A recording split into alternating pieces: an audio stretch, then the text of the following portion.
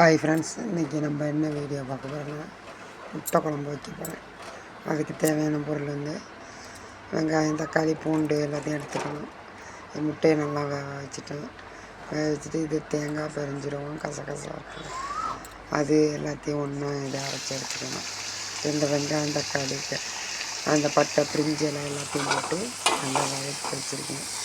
வதக்கி அது ஒரு 5 நிமிஷம் வேகலாம். வெந்தோன்னா கொஞ்சோண்டு தண்ணி ஊற்றி நம்ம வீட்டுக்கு வச்சுருக்க குழம்பு மிளகாத்தூளை எடுத்து அதில் போட்டு நல்லா கொதிக்க விட்டுட்டு அதுக்கு பிறகு முட்டை வேக வச்சுருக்கோம். வேக வச்சு அதை தனியாக உரித்து எடுத்துட்டோமா, அதை எடுத்துட்டு ஸ்போக்கு அதை மாதிரி இந்த முட்டையை நல்லா கொத்தி விட்டுட்டு 4 முட்டை தான், ஃபைனலி 4 தான் எங்களுக்கு. அதை நல்லா கொத்தி அதில் குழம்புல போட்டு நல்லா கொதிக்க விடணும்.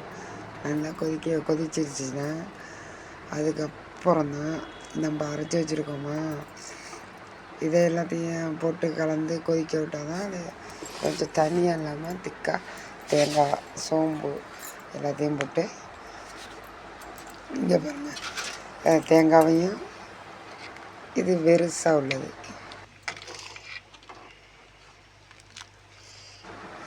நல்லா கொதிச்சோன்னா தேங்காய், பெருஞ்சீரகம், அந்த கசகசா அரைச்சி வச்சுருந்த பேஸ்ட்டை போட்டு நல்லா திக்கானது வரைக்கும் இறக்கி வச்சிட்டோம்னா திக்காயிடும்.